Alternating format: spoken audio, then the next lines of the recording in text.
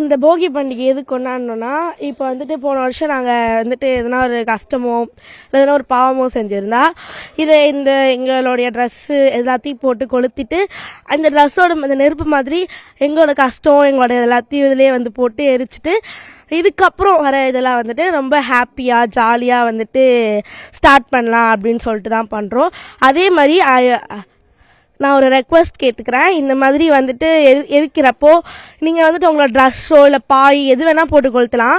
ஆனால் வந்துட்டு பிளாஸ்டிக்கோ இல்லை இந்த மாதிரி பிளாஸ்டிக் பாட்டில்ஸ் இந்த மாதிரி பிளாஸ்டிக்கை கொஞ்சம் அவாய்ட் பண்ணி இது வந்துட்டு ஒரு மாசற்ற இதுவாக மாசு இல்லாமல் வந்துட்டு நீங்கள் நல்லா பண்ணுங்கள். எல்லாருக்கும் ஹாப்பி போகி, அட்வான்ஸ் பொங்கல். எல்லாம் போட்டு புதுசாக துணி வாங்குவோம். போகி நல்லா இல்லை, பழைய கஷ்டத்தை எல்லாத்தையும் விட்டுட்டு நாங்கள் எல்லோரும் கும்பலாக போகி கொண்டாடி எல்லாரும் சந்தோஷமாக இருப்போம். இப்போ எங்கள் தெரு பேர் வந்து கீழ்பெரும்பாக்கம். நாங்கள் இப்போ எல்லாம் போகி கொண்டாடுறோன்னா 4 மணிக்கே ஏந்துட்டு எல்லாரும் கும்பலாக வீட்டில் எல்லாரும் ஏந்து போன வருஷம் வச்சுருந்த துணி எல்லாத்தையும் இப்போ இந்த போகியில் நாங்கள் எரிச்சிட்ருக்கோம். இது எரிக்கிறதுனால எங்களுக்கு நிறையா நன்மைகள்லாம் இருக்குது அப்படின்னு சொன்னாங்க.